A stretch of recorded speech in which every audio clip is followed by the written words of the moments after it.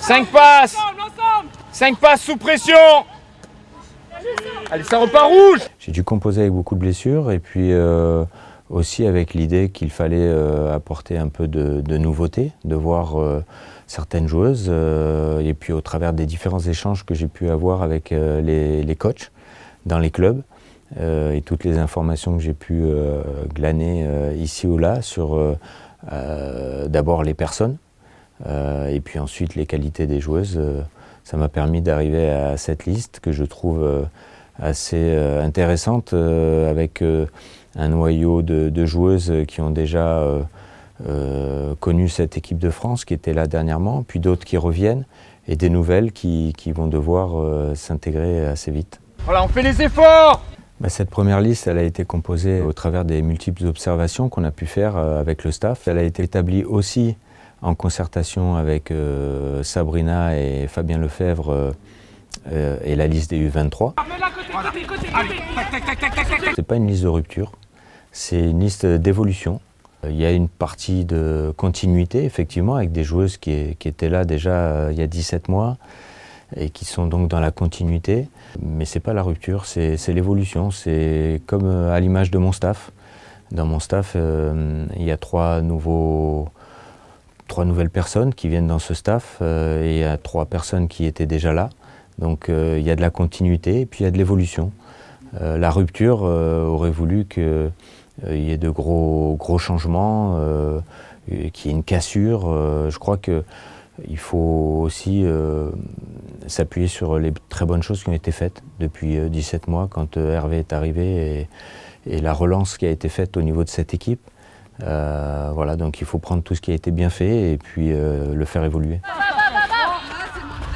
C'est une joueuse emblématique de cette équipe de France. C'est une joueuse qui a passé 20 ans quand même à porter ce maillot de l'équipe de France au travers de toutes les sélections nationales. C'est une joueuse avec beaucoup de caractère, avec beaucoup de qualité et aussi une femme avec des valeurs.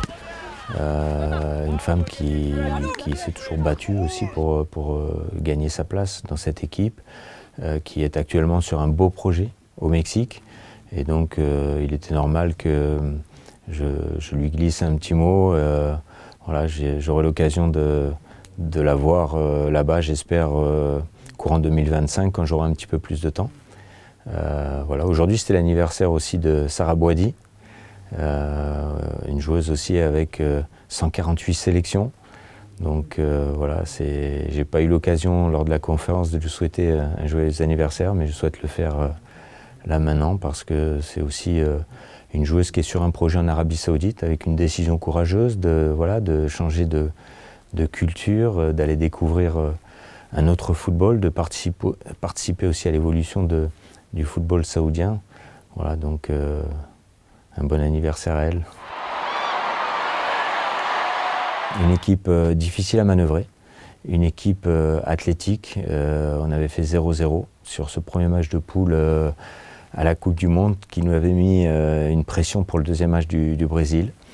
Une équipe avec l'attaquante Shaw très athlétique devant qui joue à Manchester City.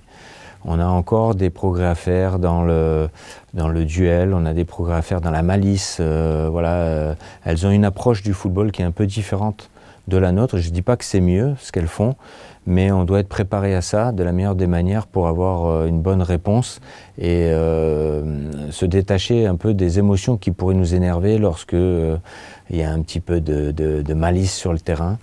Donc voilà, c'était important de jouer cette équipe de la Jamaïque. C'est un beau symbole. La Suisse souhaitait nous inviter pour un match de gala à Genève à 10 mois du championnat d'Europe. C'est une belle marque de reconnaissance aussi de la part de cette fédération et ce pays de nous inviter. Donc on va aller là-bas avec aussi pour nous le fait de commencer à prendre quelques repères. Et ce sera vraiment un honneur de défendre nos couleurs là-bas. Je sens qu'il y a une émulation quand même autour du football féminin. Il y a des régions en France où les stades se remplissent bien. On a toujours eu un public qui nous a poussés, qui nous a encouragés. Et je suis persuadé qu'à Sochaux, on va avoir un public qui va être derrière nous. C'est un public chaud, chaleureux, voilà, qui donne de la voix, dans un stade aussi qui est propice à ça. Donc voilà, je les encourage à venir nous supporter, à donner de la voix pour que vraiment le mot et le sens du 12e homme prennent son effet. J'ai hâte. J'ai hâte d'y être. J'ai donné rendez-vous à mon staff technique dès samedi. Et les joueuses arriveront lundi en fin de matinée avec un premier entraînement ouvert au public lundi après-midi. Et puis voilà, c'est parti. Ça va être, je pense, une belle aventure humaine avec des objectifs élevés, certes, mais que tout le monde se sente investi, utile à ce projet.